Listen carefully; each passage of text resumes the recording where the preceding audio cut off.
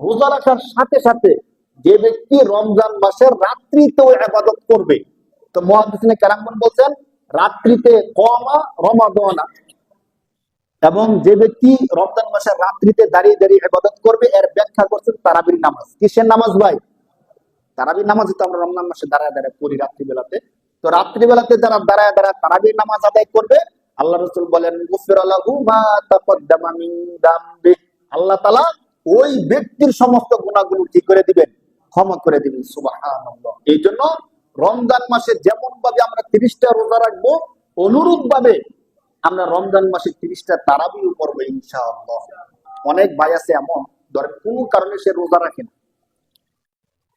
রাখে না, তো তাকে যদি বলেন যে ভাই আসেন তারাবি পড়েন, তো সে বলে আমি তো রোজা রাখি নাই, তো আমার কি তারাবি হবে?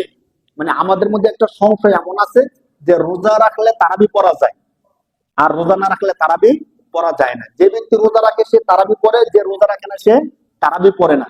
তো বিষয়টা একটা ইবাদতের সাথে আরেকটা ইবাদত কি না, সংযুক্ত না।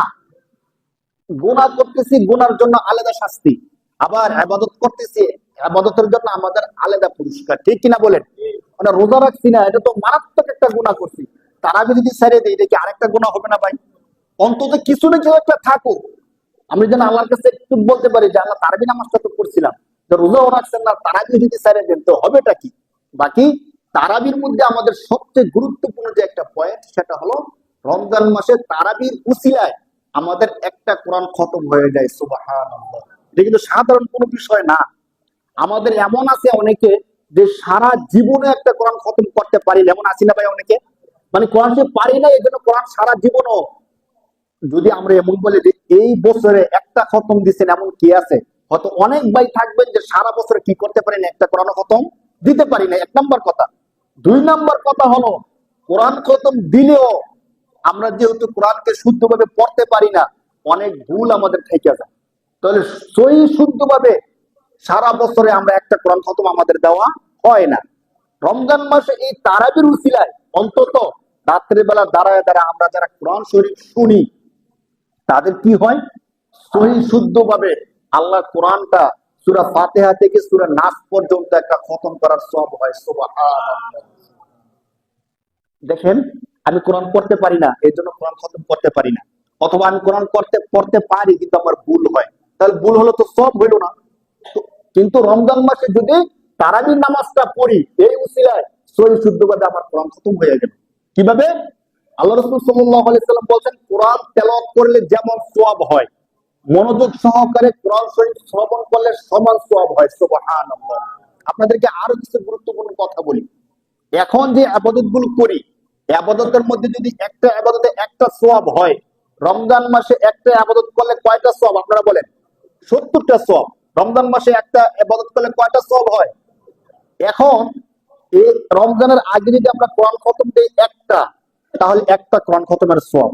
রমজান মাসে যদি আমরা কোরআন খতম দেই একটা, তাহলে কয়টা কোরআন খতমের সওয়াব? চিন্তা করে দেখেন, সারা বছরে কি 70টা কোরআন খতম দিতে পারি? পারি না তো। তাহলে রমজান মাসে যদি আপনি নিয়ত করেন যে এই বছর অন্তত আমি তারাবি নামাজগুলো মিস করবো না, কিচ্ছু করতে হবে না, শুধু ইমাম সাহেবের পিছনে দাঁড়ায় দাঁড়ায় তারাবি নামাজটা পড়ছেন, আর কিছু করেন না করেন, আপনার আমল নামার মধ্যে 70টা কোরআন খতমের সওয়াব এসে যাবে। সুবহানাল্লাহ।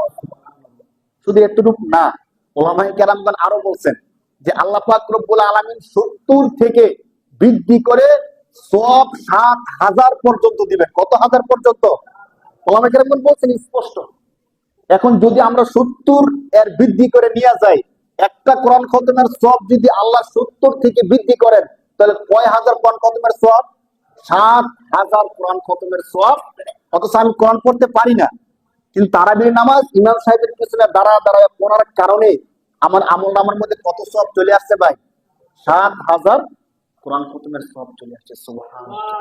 এই অফারটা আমরা কেউ মিস করবো না ভাই, যেহেতু আমাদের মসজিদের মধ্যে খতমে তারাবি হয়। আঞ্চলিক এলাকা সহ অনেক মসজিদ এমন আছে খতমে তারাবি হয় না। তো খতমে তারাবি না হওয়ার কারণে কি হয়? একে তো সারা বছর কোরআন খতম করার সুযোগ নাই, রমজান মাসে কোরআন খতমের কি হয় না, সুযোগ হয় না। তো আমাদের মসজিদে কোরআন খতম হয়, এটা আমাদের জন্য অনেক বড় ভাগ্যের বিষয় না ভাই? আমি কোরআন তেলাওয়াত করতে পারি না, সময়ের ব্যস্ততার কারণে কোরআন খতম করতে পারি না, কিন্তু এমন সুন্দর একটা সুযোগ যে আমি কোরআন পড়তে না পারা সত্ত্বেও রমজান মাসে শুধু তারাবির নামাজ পড়ার মাধ্যমে আমার আমলনামায় 70টা কোরআন খতমের সওয়াব নিয়ে নেওয়ার সুযোগ আছে। এই জন্য আপনাদেরকে আমি বিশেষভাবে বলবো, যেহেতু রমজান মাস সামনে আসতেছে, এখন থেকে আমরা নিয়োগ করি যে রমজানের একটা তারাবির জন্য না ছুটে, যদি আমরা কোথাও যাই, এখানে তারাবি পড়ছি তো বিশেষ কারণে অন্য জায়গায় যাব, তখন খবর নিব যেখানে যাব ওখানে খতমে তারাবি আছে কিনা। থাকে আশেপাশে মসজিদে হলো থাকে, যেখানে খতমে তারাবি আছে ওখানে গিয়ে আমরা কি করব, নামাজটা তারাবি নামাজটা পড়ার চেষ্টা করবো। যেহেতু বাংলাদেশের প্রায় মসজিদে একই ক্যাটাগরিতে তারাবি নামাজটা পড়া হয়। প্রথম কিছুদিন দেড় পারা পড়া হয়, 6 দিন, এরপর থেকে 1 পারা করে পড়া হয়। এটা ইসলামী ফাউন্ডেশন থেকে বলে দেওয়া আছে। বাংলাদেশের অধিকাংশ মসজিদ এইভাবেই হয়। কিছু কিছু মসজিদে 1.5 পারা 2 পারা ভিন্নতা আছে, কিন্তু অধিকাংশ মসজিদে এইভাবে হয়। এই জন্য আমরা চেষ্টা করব অন্তত রমজান মাসে যেন আমার একটা কোরআন খতম হয়। এই ক্ষেত্রে অনেকে বলে যে রমজান মাসের তারাবির নামাজ কি 8 রাকাত নাকি 20 রাকাত। তো আমরা এই বিষয়ে না গিয়া আমরা বলবো, যদি কেউ 8 রাকাত পরে রমজান মাসে তারাবি, তার কি কোরআন খতম হইলো ভাই? এখন ছোট্ট একটা প্রশ্ন, 8 রাকাত পড়বো নাকি 20 রাকাত পড়বো? তো 8 রাকাত পড়লে তো 8 রাকাতই পড়লাম। যদি 8 রাকাত না পড়ে 20 রাকাত পড়ি, তাহলে কি আমাদের গুনাহ হবে?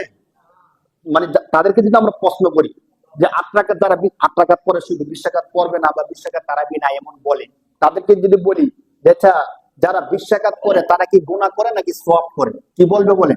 সওয়াব করে। স্বাভাবিক, রমজান মাসে যত বেশি তারাবি নামাজ তো নফল ইবাদত না, মুস্তাহাব ইবাদতের মধ্যে, তো যত বেশি ইবাদত করা যায় ততই সওয়াব। তো আল্লাহ রাসূল সাল্লাল্লাহু আলাইহি ওয়াসাল্লাম যেহেতু তারাবি নামাজটা পড়ছেন, কত রাকাত পড়ছেন কোন হাদিসের মধ্যে নাই। বুখারী শরীফের হাদিসের মধ্যে এতটুকু শুধু আছে, আম্মা আয়েশা রাদিয়াল্লাহু তাআলা আনহা বলেন যে আল্লাহ রাসূল সাল্লাল্লাহু আলাইহি ওয়াসাল্লাম মানুষদেরকে নিয়ে নামাজ পড়ছেন।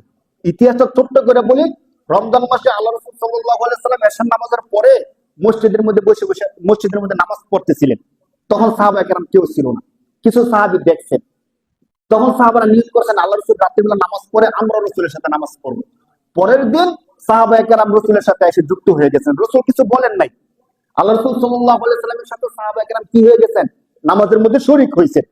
তো আল্লাহ রাসূল সাল্লাল্লাহু আলাইহি ওয়াসাল্লাম যখন দেখছেন যে অনেক সাহাবায়ে কেরাম নামাজে যুক্ত হয়ে গেছেন, এর পরের দিন আল্লাহ রাসূল সাল্লাল্লাহু আলাইহি ওয়াসাল্লামকে তারা মসজিদে এসে দেখেন রাসূল নামাজ পড়তেছে না। রাসূল ওই দিন তাদেরকে নিয়ে আর নামাজ পড়ে নাই। কেন পড়ে নাই?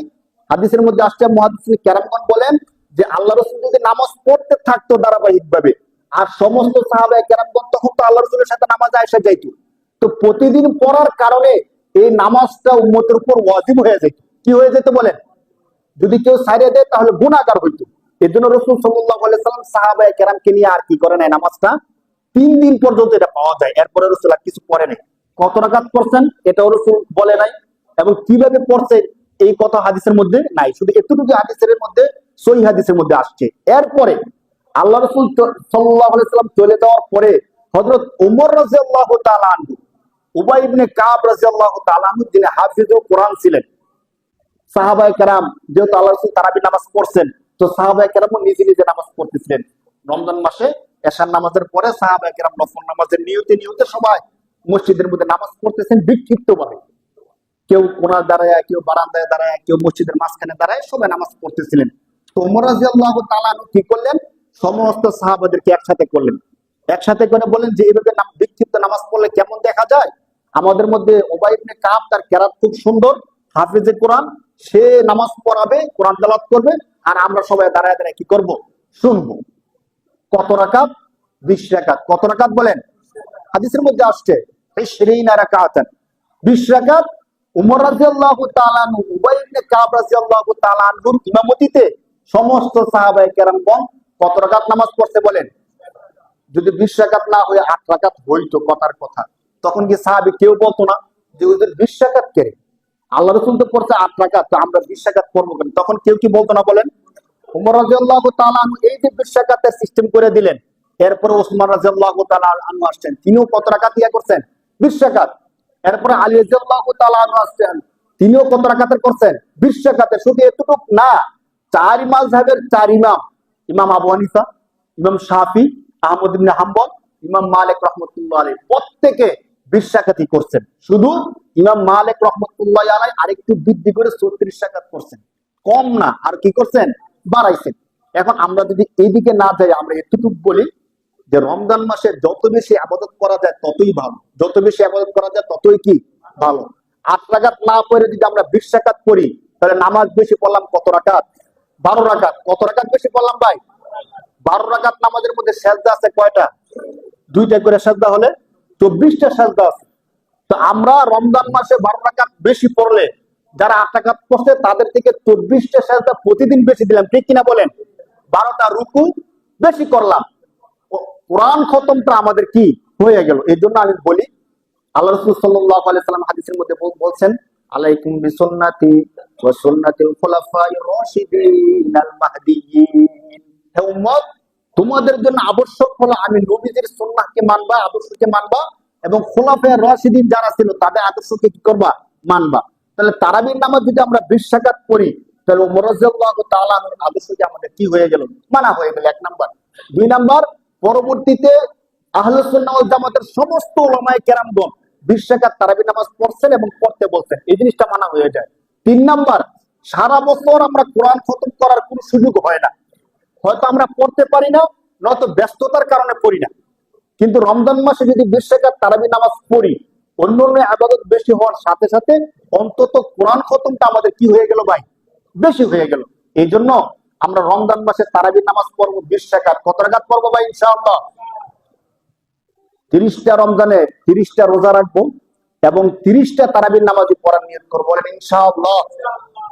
যাতে করে হাসরের দিন আমার আমলনামার মধ্যে অনেকগুলো কোরআন খতমের সওয়াব থাকে। না, দেখেন আল্লাহ তাআলা কোরআন নাজিল করছেন, আমি আল্লাহর এত বড় একটা কোরআন আমি একদিনও খতম করতে পারলাম না। যদি এমন কেউ থাকেন যে সারা জীবনে একটা কোরআন খতম করতে পারি নাই, আবার তারাবির নামাজও পারি নাই, তাহলে কি হবে? মৃত্যু পর্যন্ত কোনো কোরআন খতম নাই।